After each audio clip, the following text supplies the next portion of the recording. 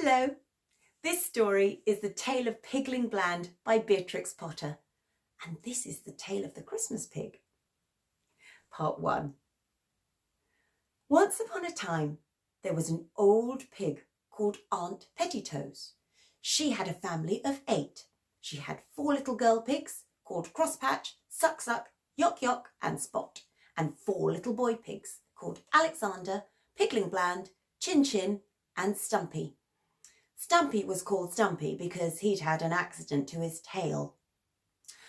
Those 8 little pigs had very fine appetites. Yes, yes, yes, yes, yes, they eat, and indeed they do eat, said Aunt Petitoes, looking at her family with pride.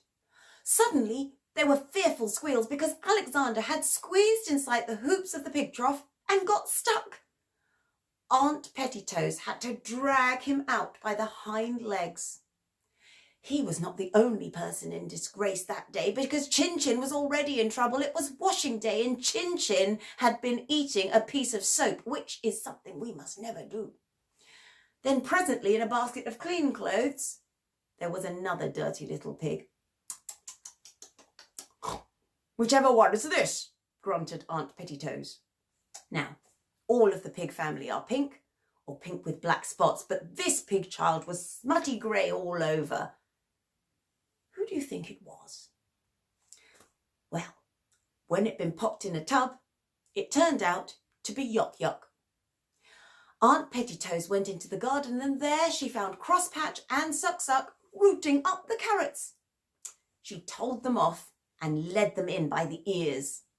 Crosspatch tried to struggle free. Oh dear, Aunt Petitoes thought to herself. I know I'm a very worthy person, but my family is not well brought up. Every one of them has been in mischief except Spot and Pigling Bland. What shall I do? Aunt Petitoes scratched her face. Yes, yes, yes, she thought, and they drink bucketfuls of milk. I shall have to get another cow. I know. Good little Spot shall stay at home and do the housework, but the others must go and earn a living. 4 little boy pigs and 4 little girl pigs are too many altogether, and this way they can go out and find more to eat. Yes, yes, yes, yes, this is a good idea. So, Chin Chin and Suck Suck went away with a wheelbarrow. Stumpy, Yock Yock and Crosspatch rode away in the cart. And this left 2 little boy pigs, Pigling Bland and Alexander, and they were going to walk to market. To prepare them for their trip, they brushed their coats, they curled their tails, and they washed their little faces, and Aunt Petitoes wished them goodbye in the yard. Aunt Petitoes wiped her eyes with a large pocket handkerchief, and then she wiped Pigling Bland's nose and shed some tears because they were all grown up. And then she wiped Alexander's nose and shed some more tears, and then she passed the handkerchief to Spot. Aunt Petitoes sighed and grunted and addressed those little pigs as follows. Now, Pigling Bland, son Pigling Bland, you must go to market. Take your brother Alexander by the hand. Mind your Sunday clothes and remember to blow your nose. Aunt Petitoes passed around the handkerchief again. Beware of traps, hen roosts, bacon and eggs, and always walk on your hind legs. Pigling Bland, who was a sedate little pig, looked solemnly at his mother, and a tear trickled down his cheek. Aunt Petitoes turned to the other.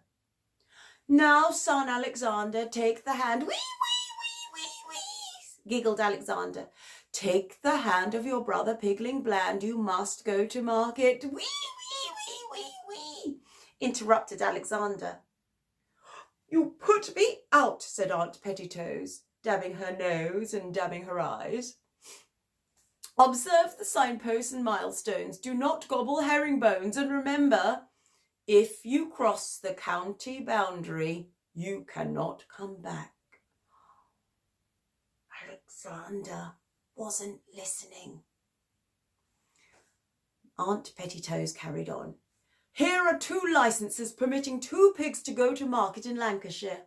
Listen, Alexander, I have had trouble getting these papers from the policeman. Pigling Bland listened gravely. Alexander was hopelessly distracted. Wee, wee, wee, wee, wee, he went. For safety, Aunt Pettitoes pinned the papers inside their waistcoats, gave each a little bundle, and 8 conversation peppermints, which had appropriate moral sentiments in pieces of paper, and then off they went. If you'd like to hear more of the story, then tune in to part 2.